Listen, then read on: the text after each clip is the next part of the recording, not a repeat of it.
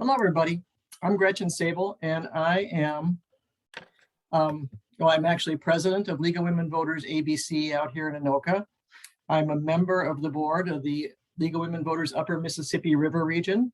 So I work on league things at a regional level, more for state level. I'm on the state of Minnesota Climate Change Task Force, which is a co-sponsor of today's event, along with the Council of Metropolitan Area Leagues. For those of you that aren't league people, and I see some, league exists at different levels that I just outlined. We have a League of Women Voters is a nonpartisan political organization, meaning that we work on issues and we support democracy in various ways, but we do not support candidates or parties. So anyhow, we exist at different levels, the local level, like my Anoka League, the state level, like state of Minnesota. Every state has a league, and then we have regional groups, and then there's LWVUS. So this is, and also regionally through the Council of Metropolitan Area Leagues. So that's kind of league. We have started the, and I'm letting some more people in here. The Climate Change Task Force started last winter, and we have been working, and now we're sponsoring this. We work on environmental issues for League of Women Voters Minnesota, and other people would certainly be welcome to join this group as well. So if you're interested, you can just let us know that. There is on the League of Women Voters Minnesota webpage, there's a page for the Climate Change Task Force, and you can look it up there. So we got that going. A little bit of my personal history before we start here. I used to work for the Pollution Control Agency. I started in 1978. And when I started, I came into the solid waste program. I was a landfill inspector, and I worked in monitoring, groundwater monitoring, and I've seen a lot of change in how the Twin Cities manages waste. When I got here, I live in Andover. Cities like Andover had town dumps. The town dumps where you would take your trash there and somebody would light it on fire once a week. And those were closed down. Our landfill here in Andover had accepted hazardous waste both legally and illegally for a number of years and turned into a Superfund site that we're still working on cleanups for. So we've come a long ways in waste management, learned a lot of things, mostly through trial and error and mistakes. And so where we are today is highly evolved from where we started. And Kirk Koudelka is going to be our speaker today. Now, Kirk is the Assistant Commissioner at PCA, and his real title is that he's the Assistant Commissioner for Land Policy and Strategic Initiatives. So I've known Kirk for a while now because he worked at the legislature before he joined PCA in 2012. And I think that you'll find his talk interesting and engaging, and a lot of content that's very important to those of us in the Twin Cities and around Minnesota. So take it away, Kirk. Thanks, Gretchen, and thanks for having me here today. I'm going to throw up the slides. And, we're going to talk here about some stuff that deals with the Twin Cities, but a lot of this also has a statewide and national implications, especially as we get into some of these slides here and pull that in. So I think, first of all, the state and the metro region for sure has a growing trash problem. So I want to go through kind of a vision exercise with you first. So first of all, think of one big pile of waste, and that's that 3.3 million tons of waste we create annually in the metro area here. That breaks down to about each of us creating a ton of waste. And, that pile is growing each year. Well, the amount of waste each of us is creating is leveling off at about that 1 ton per year. Minnesota's growing, the metro is growing, so that means more waste is being created. So we have this big pile of waste. The first thing we then look at is how do we reduce that size? But also where that goes is dictated by a few things. So we'll slice off about 47% of it, about half of it is going to recycling. So that's your glass, your paper, your metals, or composting. So your organic materials, which is a good number compared to other states. So we should take pride in that in Minnesota here in the metro area of a 47% recycling rate, but not where we want to be for all of our environmental and climate change goals, which is a 75% combined recycling and composting by 2030. So you leave about, half of that pile that we started with still there. It has to go someplace. And right now, our metro landfills and waste to energy facilities are full, and along with some of our other recycling facilities capacity. So the question is what to do about it. And just building again on that concept of that large pile of waste. In Minnesota, we have what's called the waste hierarchy. It's just a fancy name of saying, how do we prioritize how we want to handle waste? The first thing we need to do more of as a state and a metro area is reduce that pile, reduce the amount of waste we create. And then it's reuse or repair, recycling, composting. And then if we've got to dispose of it, waste energy over landfilling. This hierarchy, the higher you get up, is the better benefit. For instance, waste to energy has more benefit than landfilling. We can pull out some recycling, some metals during that process, and we recover energy instead of having it sitting in basically a hole in the ground. And then composting and recycling even better than that. But for an example, actually reducing food waste is 20% more effective to reducing greenhouse gases than composting. So as you go up there, it really does become exponentially a greater benefit for the environment. And so that's how we as a state have been managing our materials. But as many things across the nation and through your issue advocacies, you guys know it's always complex. There's always, buts or howevers. And that's where we're moving to the sustainable materials management, really creating a systematic approach on how we deal with waste. The perfect goal is that as we create waste, we then have a circular economy that pulls it back into new products. It doesn't have to go outside of this loop of disposal. This also lets us look at impact and prioritize those waste prevention activities where they'll have the best environmental benefits. For instance, in food waste, 20% of the water that we use for agricultural purposes for growing our food is wasted because we waste that food. Similar amounts for land use, pesticides and whatnot. And so we're looking at how to tackle that. In addition, it also takes on some other aspects, such as reducing toxics.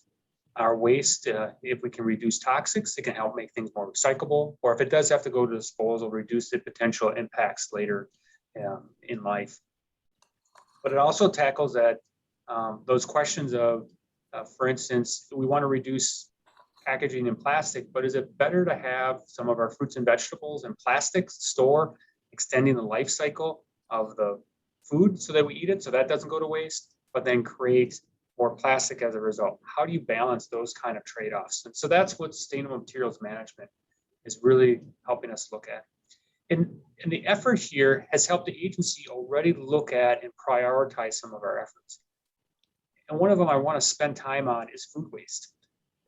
Right now, 18%, 20% of what we throw away, you and I, at our homes or our businesses, is food waste. If we add on those things that could also be compostable, say the pizza box or the paper plate, we're close to 30 to 40% of what goes in the waste could be compostable.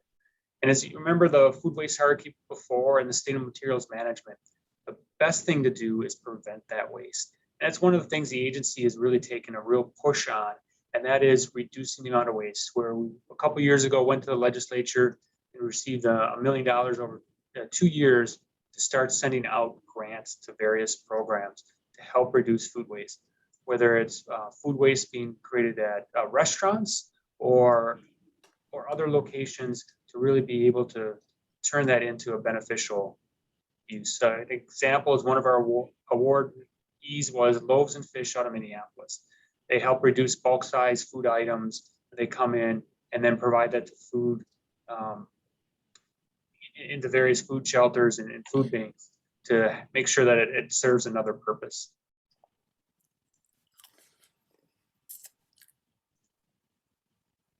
So that's the overall concept of how we handle solid waste here in the state. But when we get down to, we did talk about how does this work out in the metro area, and also as we look at, if you may have heard over the summer, we're posed with the question of how to handle this waste. Should we be expanding our landfills to do that? And so there are a couple things that really overall cover this. One is the Metro Solid Waste Policy Plan. And that's something that we're in the midst of right now. It is the umbrella that captures all of this. It really does set the goal and the tone for the area. The next is a certificate of need. And that's as we're looking at landfills, really making sure that if we're allowing a landfill to expand, we're doing it because there's a true need and not just creating more landfill space, and then see what can be done in other alternatives. So that again is a more regional approach look at, and then finally environmental review and permitting for the actual landfills themselves. So I'll start a little bit more on the Metro Policy Plan. We opened up this summer a public comment period for it to get in ideas from folks. How do they think we should be handling waste? What would make it easier for them to be a part of recycling more, reusing more, waste prevention? Because so much of this is more than just the landfill operators, recycling facilities, the haulers out there, the counties. It's our personal day-to-day choices too that we make, and it has a large impact. And so we closed that public comment period to get those initial ideas. It's not the last time we'll ask for public input. We're now taking all that information, creating a draft, and then we'll just bring that out again in the summer. So that would be another opportunity for folks to participate in that. Okay, we're going to have to ask people to please mute yourselves. We hear somebody talking over Kirk there. Thank you. So this has been a big asset. We talked before about organics. A large push because of organics showed up in this plan 6 years ago, and counties then in their county plans started to build on that. And you started seeing expansion of composting across the metro area as a result of really setting the direction. And that's how this plan helps the overall effort. The next is certificate of need. We have two existing landfills in the metro area that service the metro area. That's one located in Burnsville and one in Invergrove Heights. And then we also have two on the borders, the Elk River landfill, and then one in McLeod County that service this area. The capacity for those two located in the metro area, both the ones in Burnsville and Invergrove Heights, the Pine Bend location, it was coming to their full capacity. And as a result, and when we saw that other capacity was full for other areas, we opened up what's called certificate of need, asking for applications for landfills to be able to accept waste moving forward. And so we opened up that application period, put out some preliminary determinations, which I'll show you in a little bit here. But through this process, two new landfills, they're not new landfill complexes. They are existing landfills that collect other types of waste, industrial waste or C&D waste, which is construction demolition. So if you tear down your house or do a renovation, those are the type of landfills. They're looking to also build it so they can accept the normal trash you and I throw away that are residential or commercial settings. And we had a public comment period for that in July. It was open for a period of time. It's now closed, but we are now looking through those comments and we'll respond to those and make a final determination. Again, I think the question is, why are we opening up this? It's again going back to some of those first pieces of information about the metro area waste is growing. And we also had the Great River Waste Energy Facility, which was located in Elk River, closed. That resulted in a third of the waste that was going to waste energy for disposal now needing a home in a landfill. Just to put that in context, that's basically requiring a new landfill to be located in the metro area to take all of that waste, because that was 200 to 300,000 tons a year of waste, which is quite a bit. That's what some of these other landfills are each accepting a year. So here are the locations, the existing ones in Burnsville and Pine Bend, but I mentioned two new ones, one in Demcon, which is in Shakopee, and then one in Invergrove Heights also, next to Pine Bend, which would be owned, it's known as the Rich Valley locations. Both of those would have to go through extensive permitting environmental review to move forward also. These numbers then, as we look at making these decisions, the preliminary determination we put out for public comment is looking at how waste would be handled over the next 7 years. And we pick that for a number of reasons. That would allow for us to enough planning for these companies to move forward and be able to accept waste, but also allow for the state to see other advances that are being done, whether it's Ramsey, Washington County, which is looking to bring on curbside organics in the next few years for everyone in their counties who want it. Hennepin County is moving forward in that way, and other counties are continuing to move forward and improving their recycling programs and their organics programs, in addition to changing behaviors that we're seeing through the state from residents. So at the end of the day, we will be making this decision in the coming months on expansion of landfills, but then this is really just a decision deciding how big these landfills or how much waste they can accept. Another set of decisions will have to be made on many of these, including the Burnsville, Pine Bend, and Rich Valley going through that environmental review process, and also the permitting process, which really dictates how do we do this in a way that's protective of human health and the environment. That's answered in that phase. So again, I want to get back to what can we do as individuals to make a change. Some of this is based on state and county programs, private entities in the solid waste industry, but as individuals, we have a big impact here too. And going back to that hierarchy, one is reducing the amount of waste that we create. Waste prevention has the biggest impact in terms of not only what goes to a landfill or waste to energy facility, which is our option of last resort, but also the environmental impact of water or materials that went into the production of that material, or impacts of when it sits in a landfill, the methane it may create. So here are some suggestions and things to remember. When we're buying goods, remember to buy those that last longer. Single-use items, for instance, or reuse items that can be reused. It can be as small as silverware and utensils for gatherings to much larger when we're talking about furniture or other things, making sure we purchase things that are meant to last. If you're going to be using things for one-time things, think about renting those materials. Do you need to buy that piece of equipment or something that will just end up sitting someplace or be disposed of afterwards? And then another important one is really when we go grocery shopping is purchasing what we can eat and making sure they're not leftovers that they're tossed. So much of the waste that is created is food waste from our homes and our businesses. And the best way to do that is just making sure when you're there, making those decisions and thinking about it a little bit. The next is reuse and repair. Again, this is those items that you do have, making sure they have a next life. One of the things many counties do are repair or fix-it clinics, so that when your vacuum cleaner breaks or a piece of alarm clock, these are places where you can bring materials, get them repaired, and extend that life of that item instead of having it to go into the waste stream and then having to purchase a new item.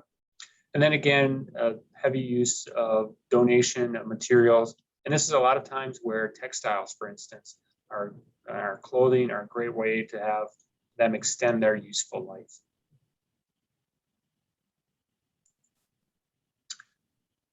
And then if we do have the materials and we are making that decision that we're getting rid of it, as we're looking at between a garbage can or recycle, it's recycle. And there's a number of things that can be recycled. And it can seem sometimes very daunting to take it on all. For instance, organics and composting food scraps, or paper, plastics, metals, or traditional recyclables, or plastic film, or textile recycling. Our advice is, start at one spot and then build your way up. I'll use my own family as an example. We had the traditional recyclables, paper, plastic, cans, and then we added on to the next one, which is plastic film. And it's more than just, say, the Target bag that you get or the grocery bag that you get that can be recycled by bringing it back to many of those organizations. At the front of their lobbies, they'll have plastic film recycling. But so many of the other things that we get in packaging can also be recycled. Just make sure you look at many of the materials, whether it's the bag your bread came into, the inner lining of boxed goods, those can all be recycled in that separate stream, bringing it to a dedicated place, which are most Targets or grocery stores or convenience stores. The other is then composting. There are various options in the metro area. Some have curbside locations, such as Minneapolis or the Ramsey, Washington, which will be doing it, or their drop-off locations. For instance, I live in Dakota County, don't have curbside pickup, but we have drop-off locations, which happen to be actually in some of our county parks, which is just as we're doing errands, we drop off the materials there, pick up the new bags, a quick option, or it's just part of our destination to visit our county parks. So there are those other types of options. If you're interested in learning more of this, we do have some resources on our website for individuals. For instance, our Living Green 365 has a number of pieces of information there, or Recycle More campaigns. And a lot of counties have this type of information on their websites to be able to share with others. The other thing is our businesses. So much of our time pre-COVID was spent in offices and other locations. And there's an opportunity there for businesses to reduce their waste footprint. One good example is Wastewise. This is an organization sponsored by the Minnesota Chamber of Commerce, which will come into a business and help provide advice on how to make changes within that system. Often, as businesses look to save money, they look at bigger ticket items, and waste is not one of them. But if you really look at it, if you can, for instance, a restaurant, and you're throwing so much away, that's actual, more cost each time for your trash service. But on the front end, if you can right size your purchasing, then you are also reducing your costs on the front end. So a lot of time, waste prevention not only saves on the back end as you're looking at your disposal cost, at your monthly trash bill, but on the front end also. And so that does have those great impacts. And there are other entities too, since Ramsey, Washington County, for instance, has a grant and loan programs for businesses, and a number of other counties do too. So I want to thank you for the opportunity today, just talking a little bit about waste and its impacts, but also what we can do as a state, as a region, and as individuals to reduce our footprint. Gretchen, I can't see the chat right now. I'm going to stop sharing, and I think then I can see your questions. Thanks. Do you want to read the questions then, Kirk, or do you want me to read them to you? I can go through here. Another Dakota County resident just started composting using that program, which is great to hear. It was much easier than I thought it was going to be. I'll just say that it was a little daunting. I don't know if that was your experience too, but it was easier once to get into the routine of it. And I got to say, my garbage is much smaller now and smells a lot less because I've got the compost as a result. Who manages the landfill north of Elk River? So I'm guessing you're talking about the Waste Management Elk River landfill. And so that would be Waste Management. Waste Management owns 3 landfills in the metro, one in McLeod County and the one down in Burnsville. Oh, did someone answer that? Sorry. Okay. So individuals and decisions and actions compared to business and industry. I hit on that a little bit. I think as an individual, we covered some of those things, and as a business in that, it really is, sometimes it's helpful to get other folks to come in, and those free resources such as Wastewise or counties to be able to do that. If you're in industry, say a manufacturing company, and you're looking at how to do waste, there's a great program called MinTap, which has interns from the University of Minnesota, and they come in. One of their things is waste, but for instance, they do energy audits and other types of audits too. And I think those are really good options to moving forward. Plastic bags, are they truly recycled? Understanding materials not accepted by countries that previously did. Good question. This really comes into a lot of the material that was recycled by the US used to be shipped to China and other countries in East Asia. They have now closed their doors to it. Will only allow for it if it has very low levels of contaminants, so that it's very pure product, so that they are able to turn that into materials. One of the success stories in Minnesota is we invested heavily in local recycling companies.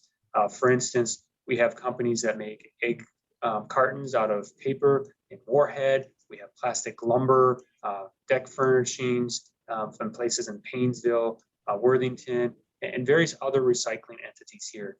So while other states, especially those on the West Coast, for instance, would ship a lot of it to California, from California and Oregon and Washington would ship it to China.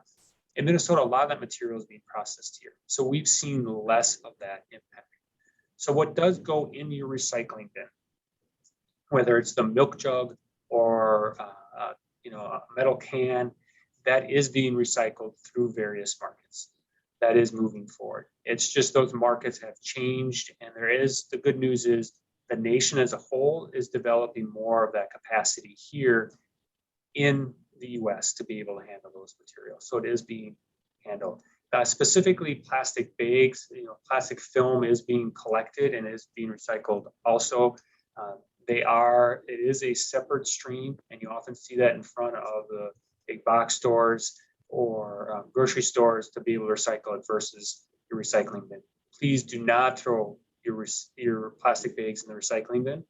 What happens is when they go to the recycling facility, there's large trommels and that it just gets caught in the gears and actually creates a problem there for the recycling facilities. Question 2 about plastic recycling. Do plastic bags go to the landfill? No, those are being collected by vendors that then turn that into other materials. If someone is doing that, that is illegal, and that's something we would follow up on if we would have evidence of that. If someone has information to that, please let us know. A good question here from Steve about what is accepted. And specifically mentions, plastics 1, 2, and 5 are generally those being accepted. I want to talk a little bit about wish recycling. This is where a lot of folks will want to recycle and do the right thing, and also not have the best information. As Steve mentioned, those numbers can be very tricky. And if in doubt, they throw in the recycling bin and then believe it will be taken care of at the recycling facility. Unfortunately, that creates more problems. Walking through there, it's amazing what you can see in some of these recycling facilities, whether it's garden hoses, which tangle up equipment, the plastic bags, they really do shut down the equipment. Also, things that may appear to be recycling that is caught, for instance, black plastic, that's not something that's being recycled at facilities. It gets into the actual recycled material and creates contamination, which then reduces the ability for those facilities to sell that product. I talked a little bit about that was one of the issues with sending it to China and other places. So the best advice is many entities, whether it's your counties or your cities, will send out information and little flyers to put on your refrigerator and goes through what type of things to be recycled. And sometimes, that's something that the local hauler will do too. One of the efforts here, the state did, we led a group called REC, which is the Recycling Education Committee, really trying to hone in and standardize that message. So no matter who you get that message from, there are some major components there that are similar all across to help with education. Steve brought up another really good point too on those 1, 2, and 5 plastics. When you look at the plastics and you see that what looks like a recycling triangle of arrows and a number inside, does not mean it's recyclable. This is one of the things that my own household we fight over. Well, it says it's recycling. It's got the 3 arrows and a number in it. It is not. As Steve mentioned, there's only certain types of plastics. A plastic industry a long time ago, that is how they determine what type of plastic it is, and that is the symbol there. what you'll see now is a lot of companies moving to better documentation on their materials. For instance, the Cheerios box. If you look on it, it will have a little rectangle, white rectangle that says the box is cardboard recyclable. The inner is a plastic film that can be recycled at special places. Better information like that. There are industries that are companies that are trying to get that more plain language conversation and less confusing, so that as we're sitting here trying to make that decision I talked about earlier, whether it's recycled or goes in our trash can, we have information that's simple for us to understand and make the right decision. Too often, just knowing that the number of plastics there, it's, you know, comparing it to another chart, that just becomes more problematic. Sorry, I got a little long-winded on that one, but Steve had a good question with a lot of things packed in there I wanted to get to. How can we impact waste from senior retirement housing? A good question. Multi-housing facilities are some of the more challenging ones to address. So I think there are a couple of things. One, because they weren't built with recycling in mind. That's one thing that some local governments are trying to get better at. Maybe some resources there.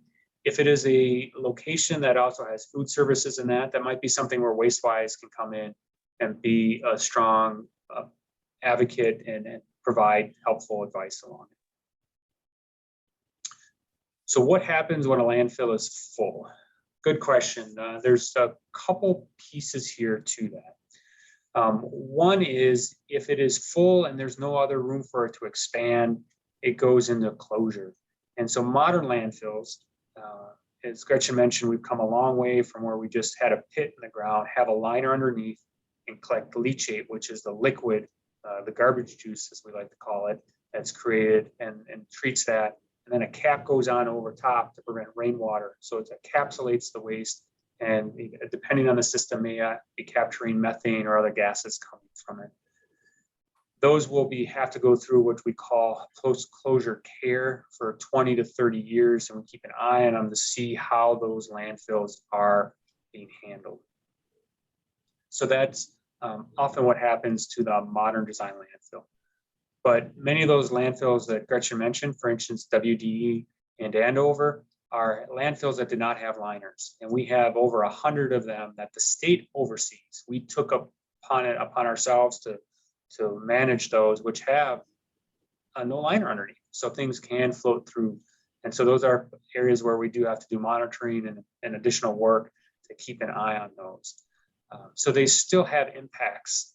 A modern or a old landfill. Modern landfills have less impacts than the old ones, but they still have life cycle impacts into the future, whether it's the methane that's still coming out, which is a very potent greenhouse gas, or the leachate that has to be used, or in many cases, for instance, these landfills are now in prime real estate areas that they can't be built into something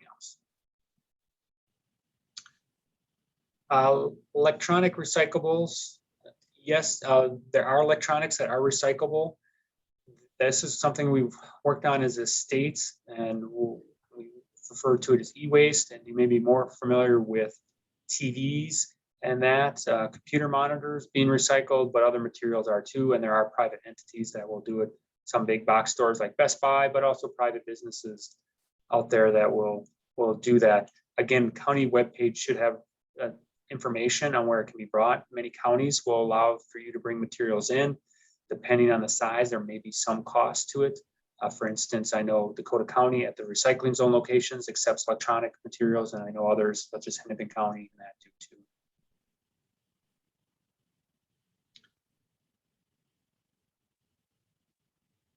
And folks, if there's a question that you have a follow-up, please, chime in too. I see there are a couple coming through here on the piece, and I don't want to miss anything here. Kathleen, a great comment there. Tech Dump is one of those private entities that do e-waste recycling too. Compost facilities are a capacity. So do you mean markets for compost? And then, given that it's there, what do we do? So a lot of we have 2 large compost facilities that handle the metro area, and they're at near capacity. They have a little bit of capacity left, but not the growth we need for the future. And one of them is located in Dakota County, and one Empire Township, and one in Shakopee and Walken and Sioux Indian community operates it. Both of them are looking to expand. So those are our two pieces. Ramsey, Washington, and Hennepin County, for instance, are looking at what's called anaerobic digestion, which would take the materials and through an industrial process, create a gas that can be used in place of natural gas.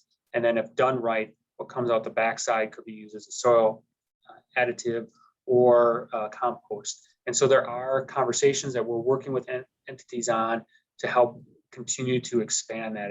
It's a chicken and egg piece. You can't overbuild capacity because it's not there, but you also need the curbside programs there. And so it's a battle of trying to keep both of them moving at the same time. But that is something that, you know, we're looking to move forward. For instance, the Shakopee, Mohawk, and Sioux tribal nation is looking to expand their facility. And we're walking through that process with them right now to help that. Okay, waste recycling. Someone else brought that up here. Again, I think the best information on cards or decals and that usually is the county or your city. I know once a year, my local government send me out something, or if you can call them, they'll have those materials, or sometimes your hauler will have that material also to be able to do it. And it's good always to get the updated one. I noticed actually the hauler has a sticker on mine, which has some dated information because, you know, things do change on what the companies can process. So it is good to get the most up-to-date information. Biggest barriers to increase recycling rate in Minnesota? Great question. I think there are a number of them. One is, and as someone mentioned it, you know, making it easy for multi-housing locations, whether it's apartment buildings or complexes, senior housing or other pieces. How do we make recycling available to those folks? That's a big piece there. It's about making it more profitable. What we talk about is, you know, pulling recyclables out of the trash stream because it makes economic sense. Someone is doing that and trying to actively do it because they need it for their materials. And so you see some of that, some of the larger companies stating now that they are having commitments to sustainability and that their products will contain X amount of recycled material. So they got to get it someplace. So they're going to pull it from there. The other side is us pushing it into the recycling, and that's those programs we talked about, the curbside programs, and that too. And part of it is, it too is making materials more recyclable. Going back to those plastics 1, 2, and 5 being recyclable, you know, there are 7 numbers there. A lot of things too, such as the pouches, if you look on them, they'll say they're multiple layers of plastic, so they can't be recycled. That puts us as consumers in a tough spot. We have no choice at that point. And so that's another piece to making things more recyclable on the front end so that we as individuals or businesses or entities can make the right choice at the next stage. So really, there isn't one big barrier. There's a number of them there.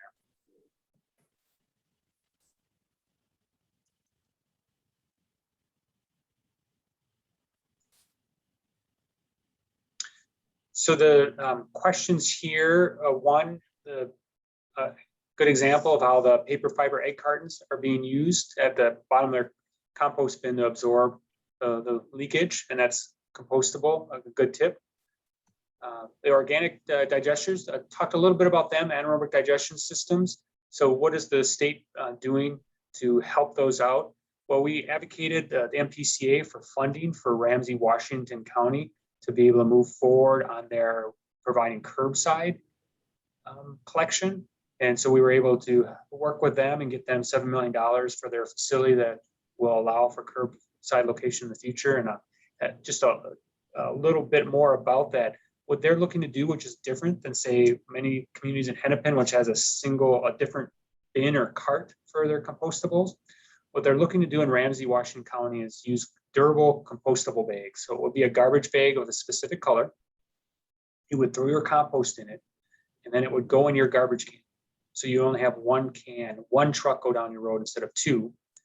they'd pick it up, it would go to their facility in Newport, and then they would pull out that bag with a compostable as they process the rest of the garbage. And this would then allow everyone to have that option. Now that facility is being built today, so it's still a couple of years out, but them having that guaranteed waste stream, so to speak, then can allow them to work with other entities and say, hey, we have a guaranteed waste stream. If you build a facility, you know you're going to get material. And so that's another way that we're moving forward in that area. One of the things we've also done in the past is proposed to the legislature and have not been successful yet, is for funding through bonding for helping local governments to build compost facilities, whether it's anaerobic digestion or compost facilities, traditional, to move forward.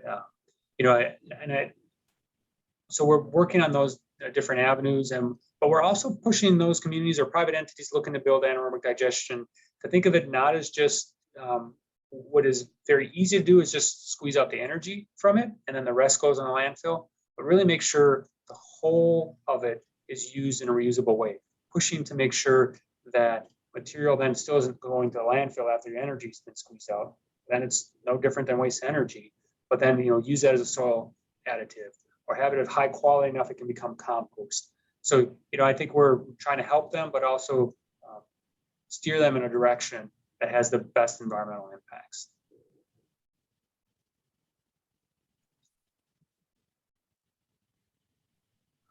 Question on plastic shopping bags. Other stores use or charge for them to encourage to use reusable shopping bags. See any chance of that happening in Minnesota locally? Bags, plastic bags are one of those complex issues where there are trade-offs.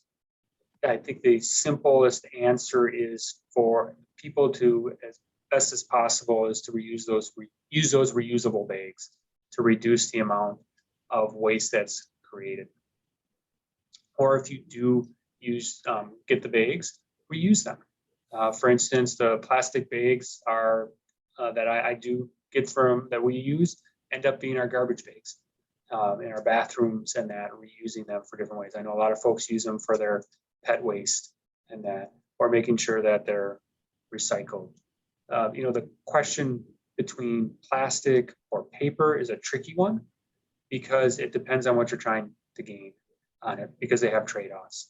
If you're looking for a material and what is the least environmental impact, actually plastic over paper has that benefit of having less inputs into it if we look at the full life cycle. Make sure then you recycle it, bring it back to that front of that grocery store, bring it back to the Target or the Walmart that is collecting it. If you're worried about littering communities, plastic is more problematic. We see plastic bags all over where you do not see that in the paper. So there are pluses and minuses on both of them, and it's not necessarily an easy answer other than trying to use reusable bags, or if you're using either types of those bags, recycle them, put them back into the system and not let them become litter or trash that is disposed of. Kirk, I see a question here about prescription drugs. How do you dispose of prescription drugs? Mm-hmm. Great question. So there are a lot of pharmacies now will have take-back programs where you can bring prescription drugs to them.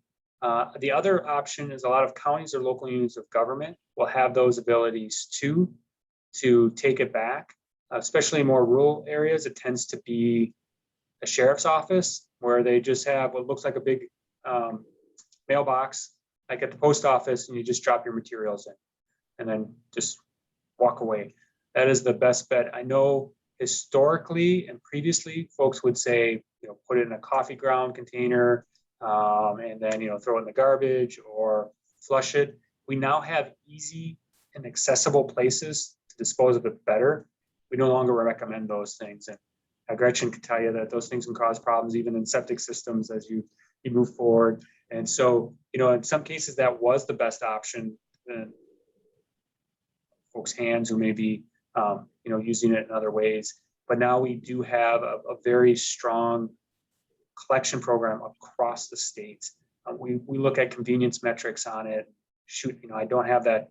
It's a great question. We have a map And we gauge by how close are some of these, within 15 miles of a person, how much of the Minnesota population is served by that. And it's a very high amount. So let me see too, as I'm talking here, or maybe Gretchen, can I send you a link? I know we Sure. have some material on this to be able to find those facilities. I just am drawing a blank here on right now, where's the best place? Okay, yeah, we'll put that up with the video whenever we do that. Okay. So thank you. Yeah. See some questions too about garbage burning. So is Hennepin County still using the burner? Yeah. Minneapolis? Yeah. I'm just going to write down pharmaceutical so I don't forget. Yes, they do. There are a waste energy facility that is in Minneapolis, right next to Target Field there. It's called the Kirk, and that is at full capacity, where they do turn the materials into energy. In addition, they do pull out some recyclables. The other option is some of our waste in the metro area will go to Newport, where I talked about it being processed. It goes then to Red Wing and to Mankato and used by Xcel Energy to create power. And then there's a very small waste energy facility in Red Wing that the city owns that also takes some material. But that's only a portion of the waste created in the metro area. Again, we would prefer waste prevention, reuse, recycling, composting. But when it comes to landfills, there are better environmental outcomes as a result of waste energy versus disposing it in a landfill. I see that we have another idea for some further resources. Michelle Whitty is the executive director of League, and she suggests that if you have kind of materials that we could use to send out to share with our neighbors, send out to our members, she suggests a one-pager about how to be more waste-free. I'm sure those exist, but if we could post that on the League website, that would be a good thing, good education piece.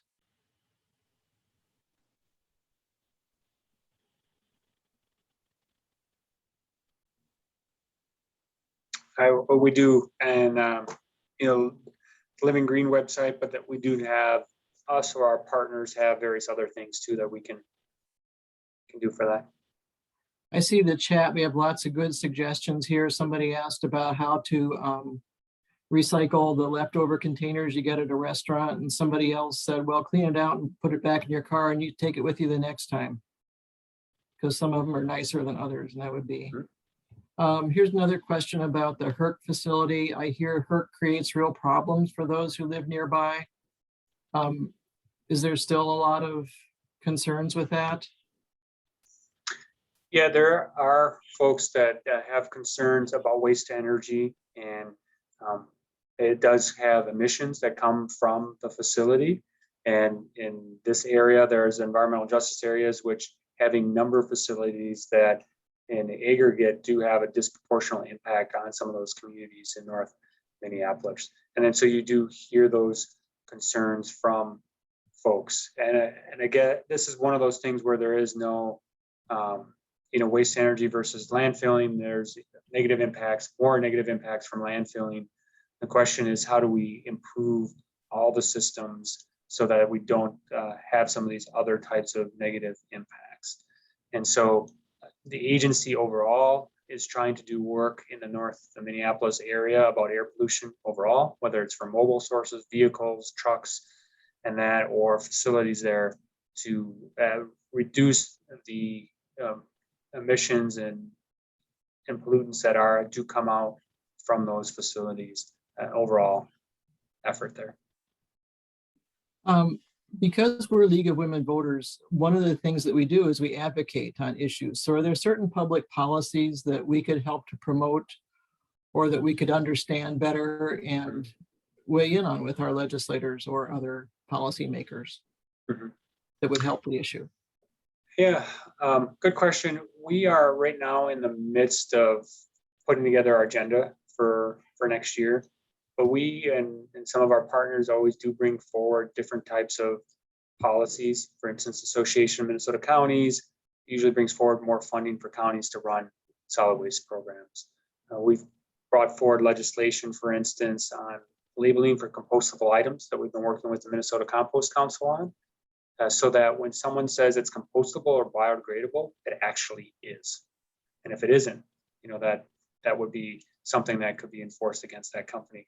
Because one of the worst things in the recycling industry or composting industry, if you get something that is contaminant in the composting industry, it says it's compostable, but it doesn't, you then get plastic in your compost.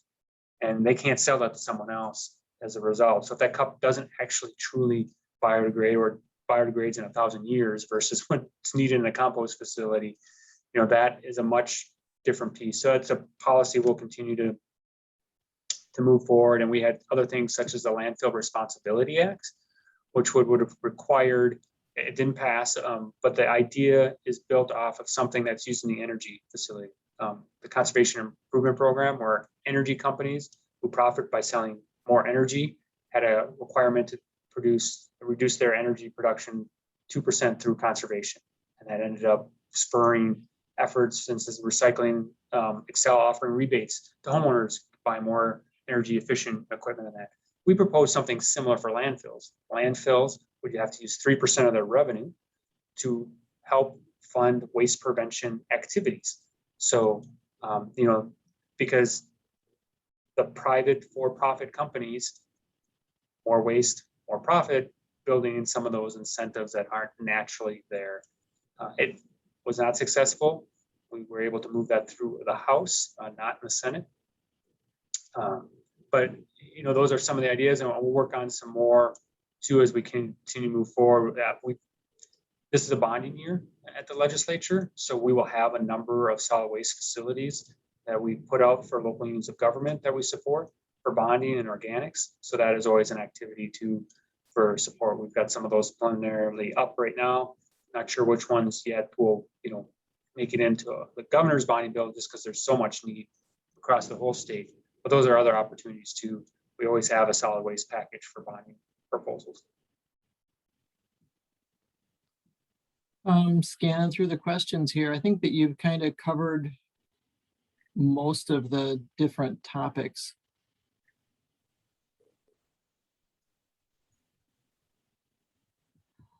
You were talking about multi-unit dwellings being an issue, and somebody had asked about senior citizen facilities. Is there more advocacy that could happen around those? Is there more education that we could do? I know that my league has worked on pollinator issues, and dealing with good pollinator practices at these facilities is difficult. The homeowner associations don't want anything to do with that. So have you thought more about that too, or? There was legislation to help provide grants for local governments and entities for apartment buildings and that. There's been some push on local levels that those that are building new facilities, have to make sure they build into their specs and plans ways to recycle. So, I think there's those types of activities to move forward. And that is, that relationship with the landlord at those facilities, and making sure that there's those pieces there. A question about community composting in St. Louis Park, and it's got not a lot of participation. So would penalizing those that don't participate help to get more to participate? We don't have a lot of sticks in this field right now. Right. Theoretically, yes, it would, but as you can imagine, that is not a very popular thing out there. A number of communities even, making sure that what's going in a recycling bin becomes is recyclable and there's not a bunch of contamination in there is very controversial piece. So what we're looking to do is what other incentives we can do. So one piece of advice that we recommend for communities that are looking to build curbside programs is making sure that everyone, just like everyone's charged for recycling, is charged for that program, whether you use it or not.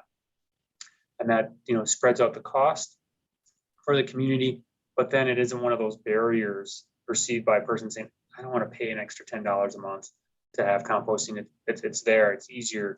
It's, building that ease into the system there and through education. So I think those are different ways to do it. because we also don't want folks to do it that aren't actually going to do it correctly, because that can create more damage in the system. If someone's just going to say, you know what, I'm going to show them, I'm going to throw the wrong stuff into my recycling bin, that creates problems down the system with contamination and that too. So it's a fine line that we try to balance. That's a good question. But it is, we're trying to, you're right, provide more carrots than sticks in the situation. Okay, I think we'll wrap up. We did get one more question about diapers. I don't know if you want to tackle diapers. Diapers come in all ages these days. Yeah. I don't have a good answer for that, other than those are just disposed of. There are reusable diapers and that for kids and services that, but that is a family choice. Having 3 kids, I will confess we used the disposable ones. That was another step that was a little beyond, but there are those options available too. They were just a little bit beyond us. Okay, well, I'm going to thank Kirk for his time here and sharing all these things with us. I'll say that we will post the video on the league's website, and we'll also advertise it through our social media and in the different newsletters that you get and things from the state. And we'll include these materials that Kirk's going to get us and future links. So thank you very much. And everybody, we're all applauding silently in our own rooms. Thank you, Kirk. Mm-hmm. Thank you for the opportunity. This is very fun. Thank you. Okay. Thanks, Gretchen. Mm-hmm. Bye-bye. Thanks, Gretchen. Thank you.